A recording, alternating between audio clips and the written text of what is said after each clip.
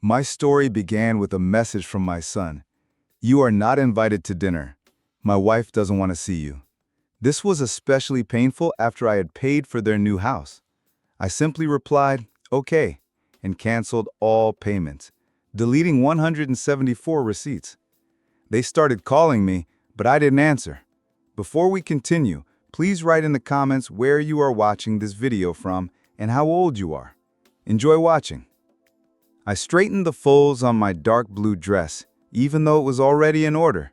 This was my usual dress that I always wore to family dinners. Not too fancy to avoid displeasing Irina, but not too casual to look sloppy. At 77, I haven't chased fashion for a long time, but I've always been neat. Anton said dinner would start at 7, but it was only 6. I walked around the room, which was like a museum of my life. Photos with Alexander from our golden anniversary, little Anton with the first fish he caught himself, Igor and Lisa at their graduations. These snapshots reminded me of times when everything was warmer and clearer. I lingered on a photo of Alexander. He has been gone for 15 years, but I still consult with him in my mind. Zina, don't let anyone take advantage of you, he always said. He knew how to set boundaries, even with Anton, but I didn't. The phone vibrated. A message from Anton. Mom, sorry, it's not going to work out today. Irina has arranged a dinner for colleagues. Let's postpone. Yesterday he insisted that I must come, saying there would be important news. Something didn't feel right. A few seconds later, another message. You are not invited. Irina doesn't want you to come. My hands trembled as I held the phone as if someone had poured cold water over me. It was from Anton's number in his name. I slowly sat down in the armchair, still holding the phone as if it were the last thread connecting me to something real. Memories flashed before my eyes. Anton holding on to my skirt in kindergarten, shyly asking for advice on what to give a girl, then bringing Irina to meet us, so happy. And now this cold, short text, as if from a stranger. Was this a spontaneous decision, or had they finally said what they had been thinking for a long time? How many times had they smiled at me insincerely? How many times had the invitations been out of courtesy? I shifted my gaze to the brochure on the table, a flyer for the residential complex Riverbank, their new home, a 3-story townhouse by the river with a dock. The house I had contributed $120,000 to 6 months ago. Mom, this is an investment, Anton had said. There will be a place for you too. A place for me? I thought to myself. It seemed it had long disappeared. I remembered when we were finalizing the deal at the bank.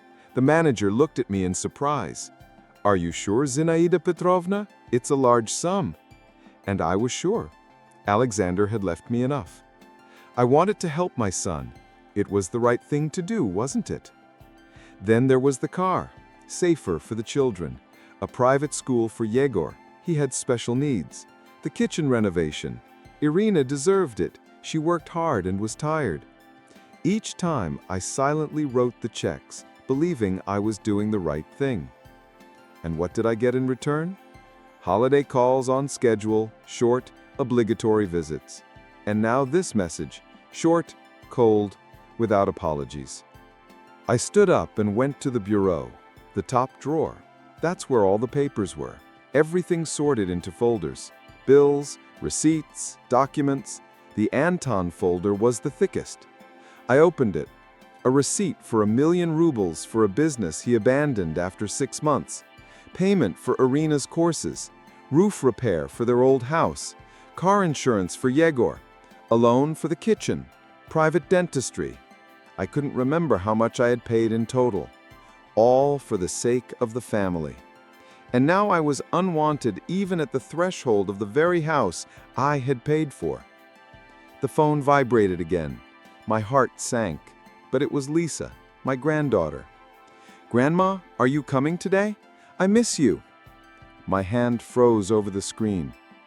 Lisa had always been different. Sincere. Even when everyone else seemed to forget I existed, she found time for me. I wrote, "Sweetie, it seems your parents have decided it's better for me to stay home." The reply came almost immediately.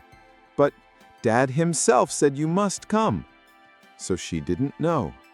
I imagined her, confused, standing there where I wasn't wanted, in the house bought with my money.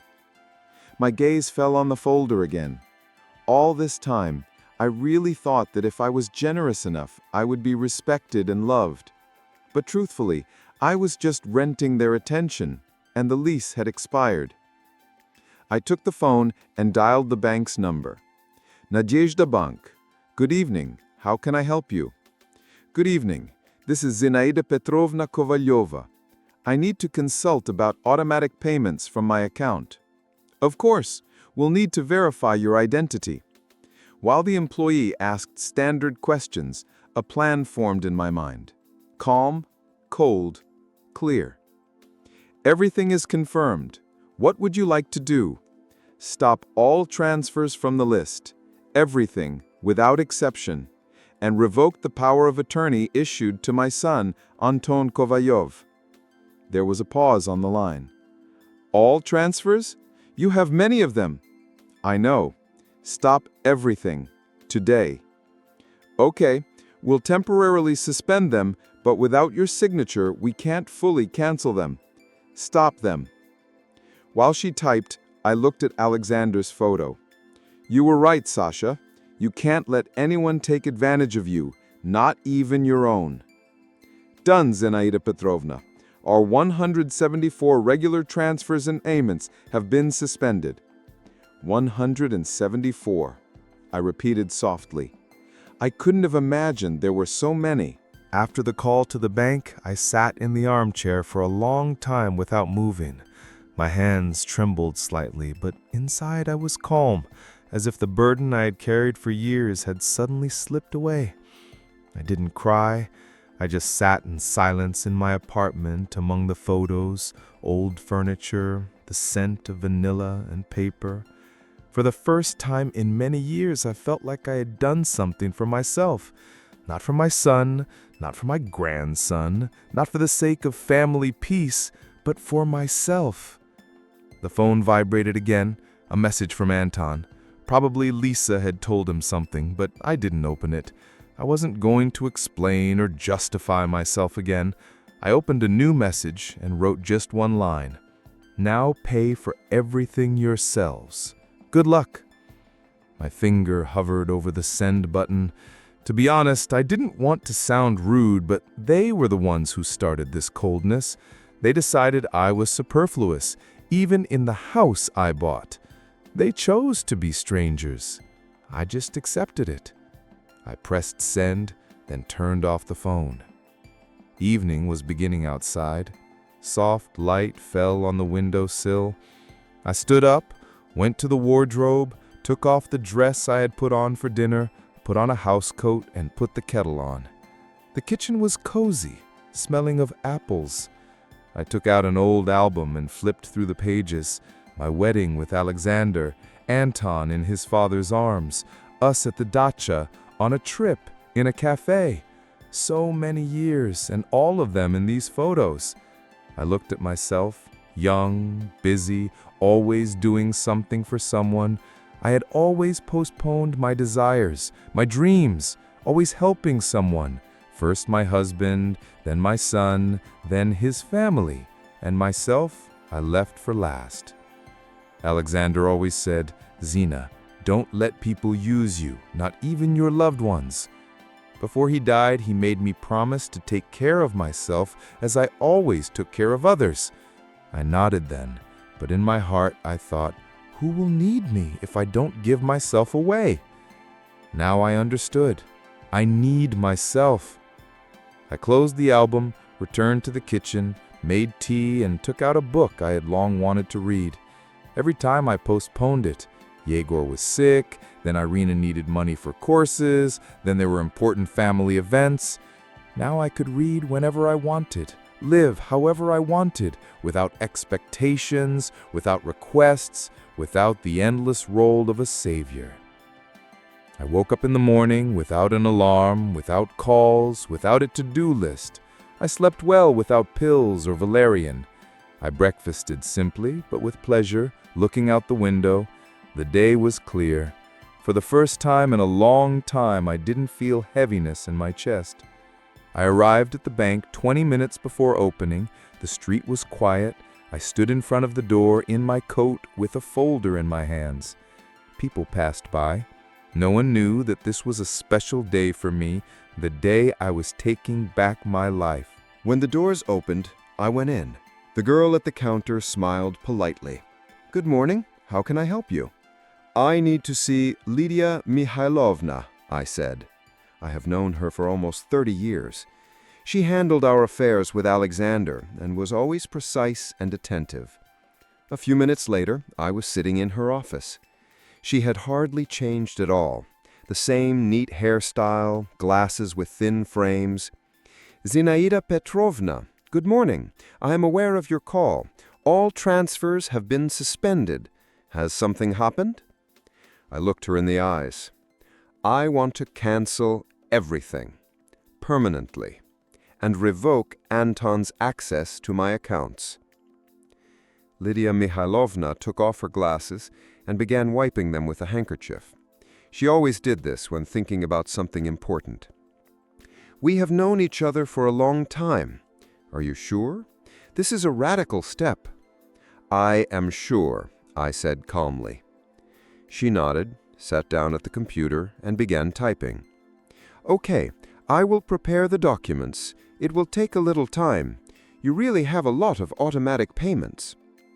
While she was processing the papers, she handed me a thick folder. "These are printouts of all regular transactions for the last year. Take a look. Maybe you want to keep something." I opened the folder. First, mortgage on Anton and Irina's house, $3,800 a month. The house where I wasn't even allowed to spend the night. Next, insurance on Irina's car, the same premium model she called a necessity so as not to be ashamed to drive clients, $850 a quarter. Membership in a private club where Irina made connections. A dental specialist for Yegor who had a bad bite. Payment for Lisa's college. The only thing I never regretted for a second. Each line was a conversation, a request, sometimes tears, sometimes blackmail. "Mom, we're in trouble. Grandma, but you want me to have it no worse than others." Then again, repairs, club, tickets, tutor, gym, trips. I just sat and flipped through. This was the path of my naivety, page by page. How I step by step gave myself into the hands of those who did not appreciate it. "Here are the documents," Lydia Mihailovna said. "Look and sign if everything is correct, and the form to revoke the power of attorney."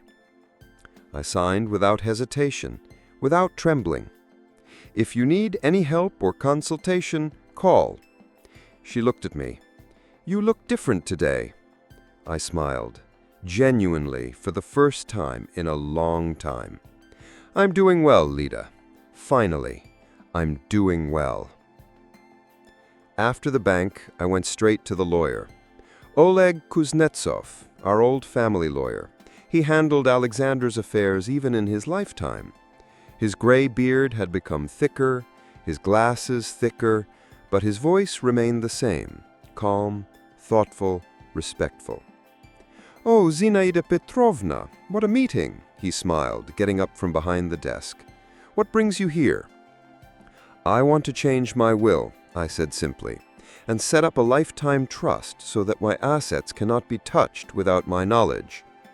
He raised an eyebrow, but didn't ask unnecessary questions. "Family circumstances?" he clarified gently. "Yes," I answered briefly. I didn't want to explain everything again, not now. I just wanted to take a step. "Okay, then let's see what exactly you want to provide for." The next hour we spent on documents.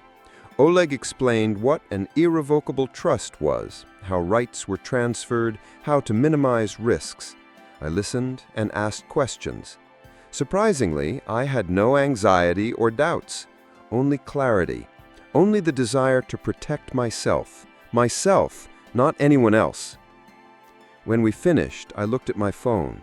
15 missed calls from Anton, 7 from Irina, 3 from Yegor. Not a single one from Lisa. I wasn't even surprised. "Will you have the papers ready by the end of the week?" I asked, getting up. "Of course," Oleg nodded. "And Zinaida Petrovna," he hesitated a second, "Alexander always said you were much stronger than you seemed. I'm glad to see he was right." I nodded At home, restrainedly. a surprise awaited I me. didn't want to cry. Lisa in was the sitting on the office. porch, hugging On her the way knees. home, I stopped She by saw the my store. car and For immediately the first ran up. time in a long time, Grandma, I've been only calling for you all day. myself. Why didn't you I answer? bought the groceries Because I had an liked, important day, not thinking dear. about whether Anton Help me with liked the them, bags. not remembering She what took a bag. snacks Yegor We went into the preferred. house. Just for Dad is in a myself. panic, she A said small immediately. thing, but He says you've somehow blocked everything. proudly. What happened? I put the kettle on. Everything was calm, without haste. I wasn't in a hurry to answer. I just put the groceries away. Yes, I stopped all the transfers. I'm tired. I can't do it anymore, neither morally nor financially. Lisa froze. Did something happen? I turned to her and looked her straight in the eyes. Your father canceled my invitation to the family dinner yesterday. He said Irina didn't want to see me in her house, in the house that I bought. Lisa paled. Her eyes widened, her mouth opened. This can't be. Dad said all week how important it was for you to come. I showed her the message. Without a word, she read it, her hand covering her mouth. Oh my God, I didn't know. Honestly, this is terrible. Grandma, how could they? I put a cup of tea in front of her. That's what I thought. Enough. For so many years, I helped, paid, saved, and in the end, I'm not even wanted at their table. It's time to reconsider everything. Lisa was silent, her lips trembling, tears in her eyes. You know, she said softly, I've seen it all for a long time, how they use you, especially Mom. I tried to talk to Dad, but he always defended her, saying you didn't understand adult matters. I nodded. Deep down, I had always known. Lisa saw everything, but didn't interfere. Maybe she didn't want to get involved. Maybe she thought I would figure it out myself. And what now? She asked. They have so many expenses, the mortgage, Yegor's school. Let them figure it out themselves, I replied calmly. They're adults. Anton has a good job. Irina is a successful realtor. Enough. The phone vibrated again. Anton. I turned off the sound. Aren't you going to answer? Lisa asked cautiously. Not today. Let him think. For the first time in a long time, she looked at me in a special way, attentive. You know, Grandma, I've never seen you like this. And I haven't seen myself like this for a long time, I smiled. We drank tea and talked about Lisa's work, books, plans. We just talked, without requests, without manipulations, without tension. This is real closeness. This is what a family should be like. When Lisa was leaving, she hugged me tighter than usual. Are you really okay? Should I stay? I'm fine, dear, really. You go, don't worry. At the door, she stopped. Grandma, I don't want to get between you. This is your... I understand, I nodded. This is between me and your parents. You have nothing to do with it. After she left, the house was quiet again. I checked my email. Among the messages were notifications. Failed attempt to debit Yegor's card. Already fast, it seems. The grandson was living on the edge. I set the letter aside and sat by the window. The phone continued to vibrate. I didn't pay attention. I just took out an old photo album and opened it to a random page. Us at a picnic. Still young, Alexander, little Anton, Irina with a hairstyle from the 90s, children still in diapers, smiles. Back then, I truly believed we were a real family. When did everything go wrong? When did care turn into obligation? When did love become a financial tie? I went to the mirror in the hallway. The woman in the reflection was no longer young, but her eyes had a firmness that had been missing for a long time, a calm inner strength. It's time to remember who you are, Zinaida Petrovna, I said softly to myself. The intercom rang. My heart skipped a beat. Could it be Anton? I went to the door and looked through the peephole.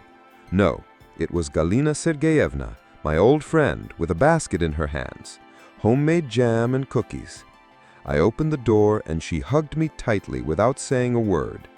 Galina Sergeyevna hugged me as if I had just returned from the hospital, gently, tightly, without extra words. I felt my eyes squeeze shut.